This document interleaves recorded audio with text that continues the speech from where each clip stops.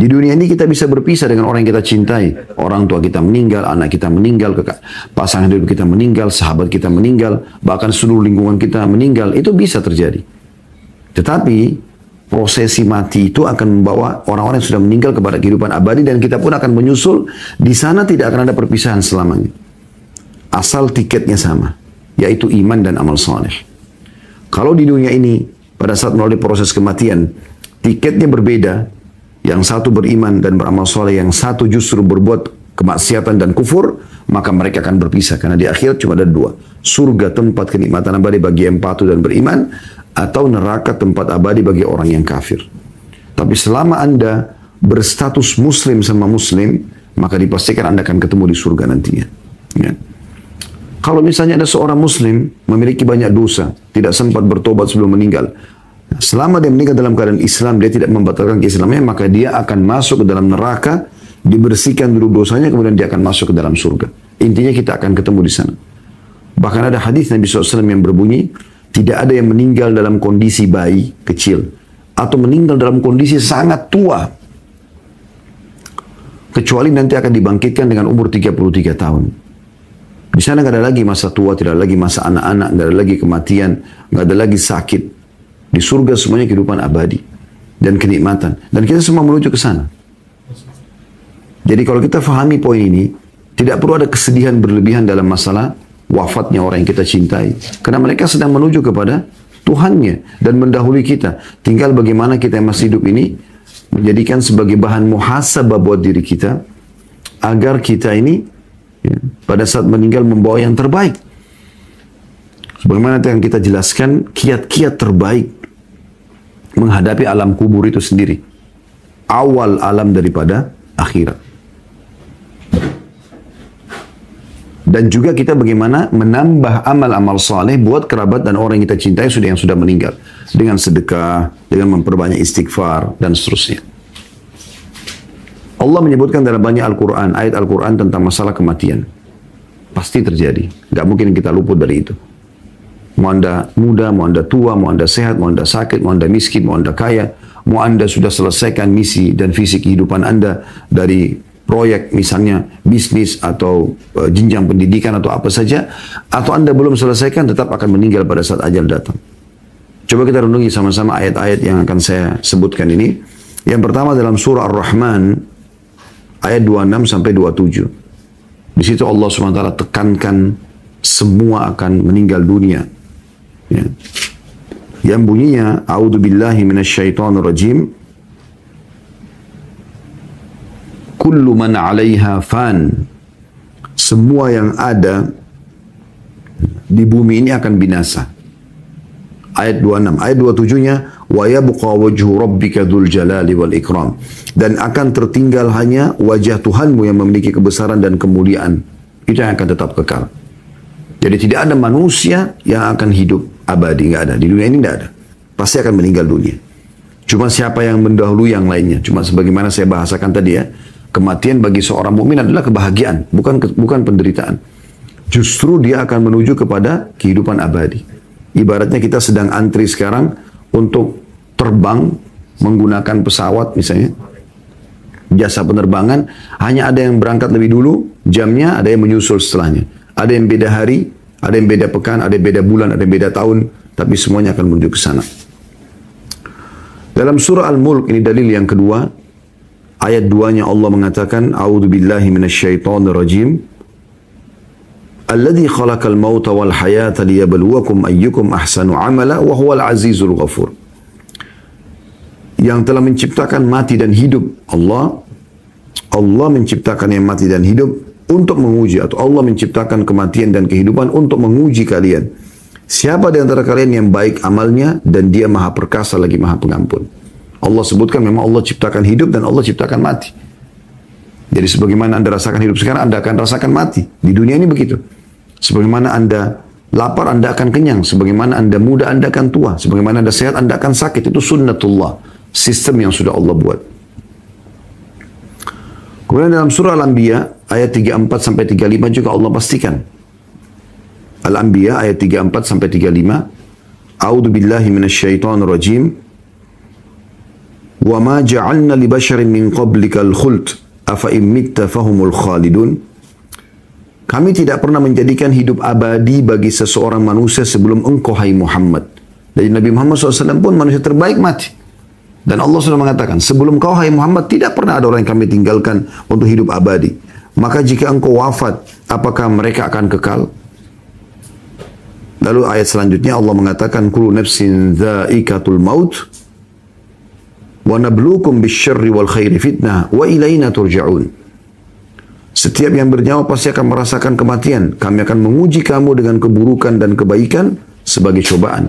Dan kamu akan dikembalikan kepada kami. Jadi saksi bahasan kita, setiap yang bernyawa pasti akan mati. Ayat sebelumnya, Nabi Muhammad SAW saja mati, apalagi yang lainnya.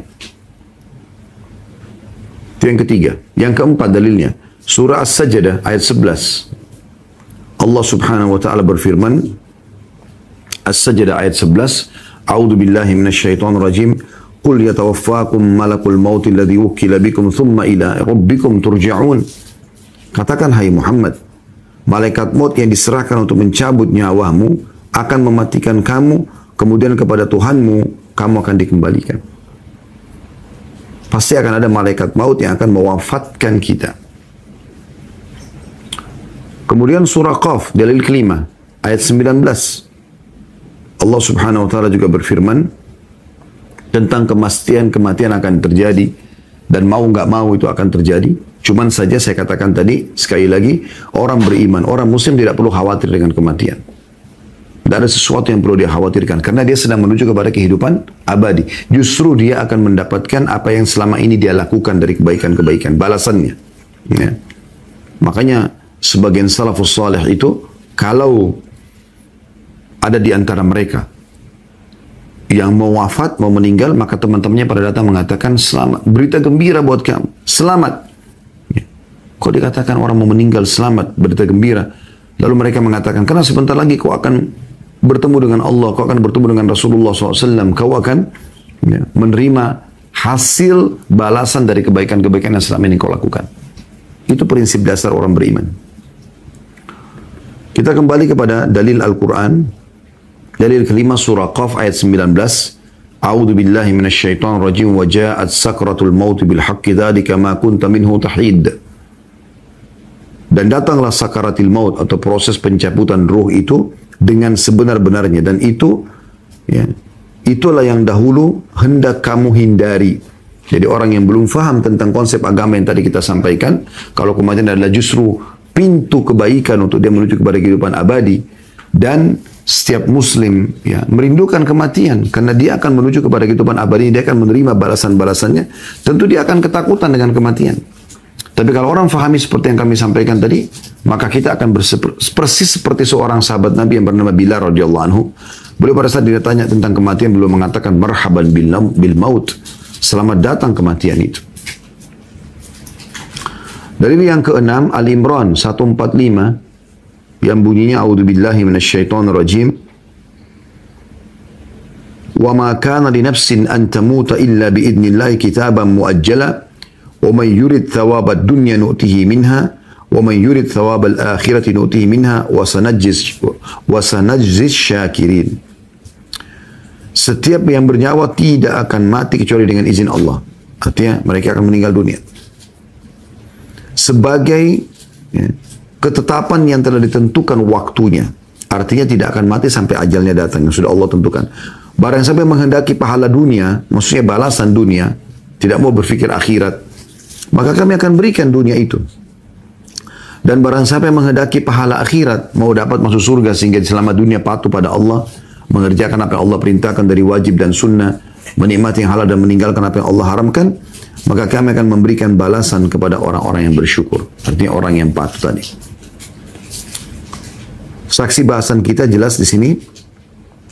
Setiap yang bernyawa pasti akan mati dengan izin Allah. Yang ketujuh surah Jum'ah ayat 8. Allah Subhanahu wa taala juga berfirman, A'udzu billahi minasyaitonir rajim. Qul innal mauta alladhi tafirruna minhu fa innahu mulaqikum thumma turadduna ila 'alimil ghaibi wasyahadati fayunabbi'ukum bima kuntum ta'malun. Artinya, Katakanlah hai Muhammad, sungguhnya kematian yang kamu lari darinya. Setiap orang selalu berusaha, kalau ditanya mau mati nggak mau. Orang kalau sudah sakit parah, ketakutan mau mati. Kata Allah, sungguhnya kematian yang kamu lari daripadanya, ia pasti menemui kamu. Nggak mungkin kita luput dari kematian tersebut. Di waktu dan tempat yang sudah Allah tentukan. Kemudian setelah itu, pada saat kamu setelah wafat, kamu akan dikembalikan kepada Allah yang mengetahui yang gaib dan nyata, lalu dia memberitahukan kepadamu apa yang telah kamu kerjakan. Dalam surah, dalil yang ke-8, surah Al-Munafikun, ayat 11, Allah memastikan tidak akan diterlambatkan kalau ajal seseorang datang. Al-Munafikun ayat 11. A'udzu billahi minasyaitonir rajim wa la yu'akhirallahu nafsan idza jaa ajaluha wallahu khabirum bima ta'malun. Dan Allah tidak akan menunda kematian seseorang apabila waktu kematiannya telah datang, dan Allah Maha teliti apa yang kamu kerjakan. Jadi Allah tidak akan menerlambatkan. Jadi tidak bisa. Kalau waktu itu Allah sudah tentukan, kita akan wafat di saat itu juga, di tempat itu juga. Siapapun yang berusaha mau menolong kita, maka tidak akan pernah bisa. Ada orang yang lagi jalan tiba-tiba meninggal dunia. Ada orang yang keluar dari rumah tidak niat mau tabrak, tapi dia ditabrak oleh orang lain. Ada orang di rumahnya tenang, tiba-tiba terjadi longsor, banjir, gempa, terjadi semuanya. Dan dia meninggal. Dan subhanallah, yang belum datang ajalnya tidak akan wafat. Anda pernah lihat bagaimana gempa bumi terjadi, longsor terjadi, banjir terjadi. Ada aja yang selamat, walaupun banyak juga yang jadi korban. Ya, yang selamat itu karena ajalnya belum datang. Itu poinnya.